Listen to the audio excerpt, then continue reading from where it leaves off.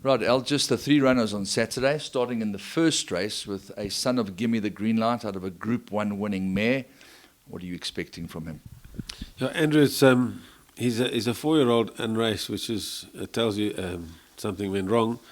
But he's always been a lovely horse. I mean, as a youngster, he wasn't a cheap yearling, and he just didn't do much because he had this injury very early. And touch wood, it's been good. He had to have a little bit of surgery, and so far the injury hasn't come back on him. Just been a while to get him ready. He's a thick-set horse, still a colt. Which, I mean, we kept him as a colt because he's not nasty or anything, and he was a bit of a bit too kind in his nature. So if I galled him, he might just lose his spirit. So tomorrow's a big sort of test for him in his future. I think he'll run a nice race. I'm not. So 1200 is probably a bit short for him, but he's a quality horse, and I think he should go in the money. He should be in the placings. 3 consecutive seconds, justifiably favourite.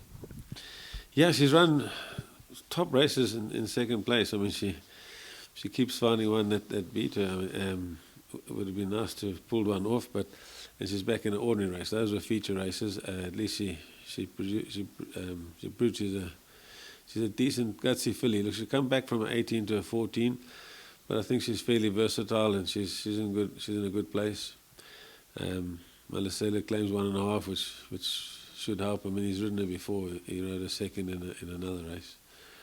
It would just be very nice to have a winner for. I've only got the one runner so far for Suzette Viljoen and Barcy, and second. I'm looking forward to having a winner. Maybe this is the time. Well, couldn't be a better day to have it. And looking around at the wall here with these beautiful pictures of Crimson Waves and Proud Pilgrim, London News. There's a horse that's not here that won the Derby, a horse called Sacred Jungle, and Mr. Beck's colours, and of course Royal Bench are dead heated with Pomodora. So Billy Bowlegs, he looks to be the right horse, and it looks like he's had a sparking prep. Everything's gone well. Touch wood, his prep's been good. If he's good enough, he's going to pull it off. I think he should stay. He's quite relaxed. You know, it's a very different animal. It goes from 1800 or even from a 2000 to a 24. It is a different animal. But they're all 3-year-olds, and he's got every right to stay on his pedigree and the way he races. Just the 3 runners, Climate Control in the International Racing Syndicate's colours. Really good run behind Zuzan last time out. He looks like he's a really fit horse. Yeah, we'd like to have had a lot more runners on the day, but we've been struggling with the health of horses for the last few months. So anyway, we're going to have to probably just focus on the Durban season. So it's a bit disappointing that we poorly represented it, as we do have a couple of really nice horses that should have been running, but sadly they're just not healthy enough. So he's doing pretty well. Good last run. I thought he should have won it. He's going to be, the question mark for me is the trip at Turfentine. It might be just slightly stretching him, but he is in a really good form, small field, that's why I thought I'd run him. Okay, Golden Ducat, always been a very exciting horse, hugely talented, obviously not without his problems. He's not here for a change of climate. Yeah, Eric gave him a good break after Cape Town, and I don't think I've got him anywhere near a peak yet. Unfortunately, we probably have to run him here because there's nowhere else to run him to prep him. But he isn't as fit as I'd like him. He's happy, but he's not as fit as he should be. So I think it's going to be a tough race for him to be competitive in. So fair to say that the end of the month would be his main mission, or the end of April? Yes, provided he comes out of this well. Otherwise we take a pull and we have a look at Durban and Ray Durban from here with him. And then Little Mary Sunshine, looking at her pedigree, the way she ran last time out in the Oaks trial was very promising. She hasn't shown that she's going to get 1.5 miles, but she may well do so. She may do. I was a little doubtful. Ran her in the Oaks and she stayed on well after leading most of the way with top weight. So based on that, I've decided to go for it. I'm still a little sceptical. I mean, her last win is over 1,400. But she is, however, by Silvano. So, and she seems to be sort of pretty well in herself. But again, at the ratings, we've got a hell of a lot to do. Right now, a top 4 finishing would be a really good run for her. Thunderstruck, you made it absolutely clear that last run was a prep run and that you were looking to stretch him out as his pedigree suggested he's capable of. What are you expecting in the horse Chestnut? Yes, it's an interesting race, Andrew. I mean, the top-rated horses don't seem to be at their very best. Makes it interesting with Golden Ducat coming up. I thought Joey's horse looks the horse to beat. Yeah, but Thunderstruck has certainly come on with that last run. I am fairly confident he'll get the mile, but I mean, we're only really going to find out on Saturday. His preparation's gone well. His draw's good. Yeah, so I'm happy. I'm hoping for a good showing. And obviously his stable companion acquitted herself fantastically well last time out, and it looks like the mile is definitely within her grasp. Yes, but I think if you look at her and Red Saxon should definitely improve over the mile, where I would say her best distance is probably a 1400, and she does get the mile. She won the Fillies Guineas, but that was Gravel. So she's in a very good space, and I do expect another very bold showing. She's got to have a chance. A horse that's got a very, very soft spot in my heart, not only for his courage, but because of the way in which he's adapted from the shams to the stable in which he's in now with Johan Janssen van Vuren. He's a proper soldier. He is, Bingway. He's a lovely horse. He's doing nicely at home. Obviously, it's nice to be drawn pole position. He needed his last run, and he's come on a bit from that. So was this his main mission? Because clearly he's having his second run after a break, but he's a horse that I remember didn't take a hell of a lot of work. Yeah, look, he never really had a break. He was still in training, so he was obviously a bit ring rusty, but I wouldn't bring the second run into it. So you think you can turn the tables on under your spell? I don't think. I hope I can. Okay, and then on to the big one.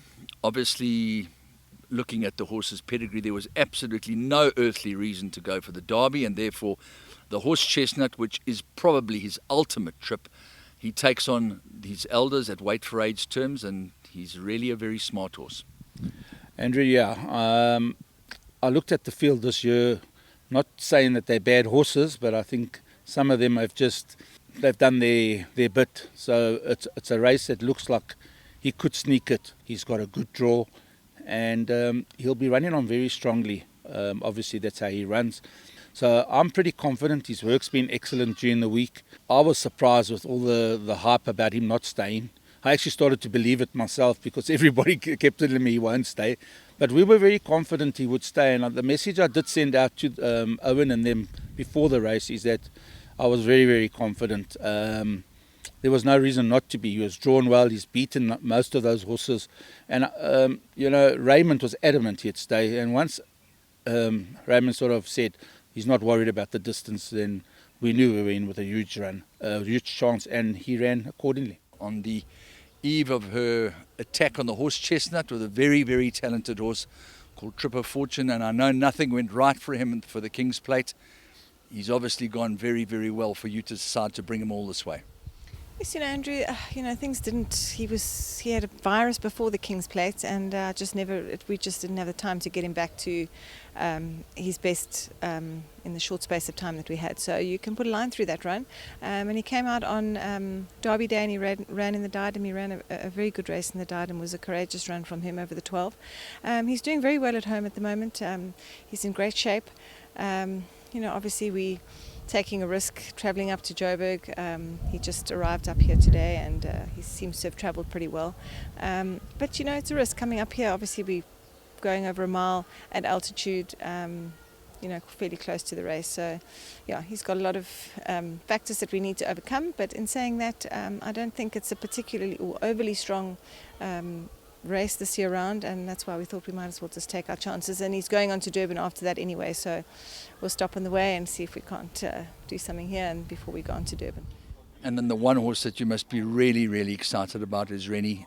Very good run in the Classic, and the reality is that she's every reason to stay the mile and a half and will probably need a nice, decent, solid pace.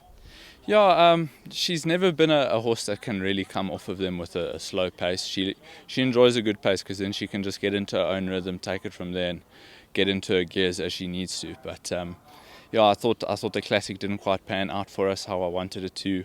There was 3 horses that I saw going to the front, and the one horse I really didn't want to get to the front got there. So we've got a good draw this time round. We're drawn pole position, which I think is going to help us massively into where we get within the field. Jumping on the turn, yeah. No, exactly. So I think it's going to play a big part and a big role of how the race is going to pan out. And I'm hoping that it's going to be a bit of a more true run race, because I can't have this filly in a better spot. Her fitness levels impeccable, and the work that she's just been showing me at home is phenomenal. So I'm very happy with her going into the run as well.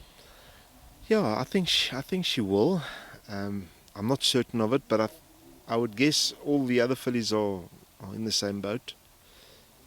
I've had fillies win this race that didn't necessarily stay, but they happened to be the best on the day. She's had a very good preparation, so I can't ask for much more from her at this stage. She's in a good space. Her work's good. She's moving really well, and you know she has settled down with time. She was quite a heady filly and an uptight filly, and I think she has settled, which will obviously help her in the race too. So I'm expecting a big run. Well, Silver Hills certainly showed that she was worth taking a chance with last time out. She ran a decent race in the Classic, and I get the feeling that she is very likely to stay. Yes, she is, Andrew. You know, I do believe she's a filly with quality, and Silvano's keep improving. And yeah, she's showing me that she's in good health and a good space at home. So again, we have to take a chance and hope for a big run. She's just had the most spectacular preparation for this race, and her Oaks trial win was really impressive. Yeah, she's also a filly that's only just finishing now. She's quite a tall, leggy filly, but yeah, she's also proven that she loves this type of trip. You know, her dam is by Machiavellian, who's a proven sire of stayers. So there's definitely the bloodline there, and hoping that she also can get it right on Saturday. They say that the horse that wins the Derby is the horse that stays the best of that 3-year-old crop. Now, we do know one thing. There's no doubt in my mind, or anybody's mind, that Good Counsel is a dour stay. He's got plenty of stamina. Not a lot of him, but boy, oh boy, is he all heart. Yeah, he's a super competitive horse. He's really bounced back to his base, and I'm hoping that we've got him spot on for Saturday. Ryan rides him impeccably, so you know it'll be a nice send off for Ryan. But yeah, he's in a really good space, and I'm expecting a top run.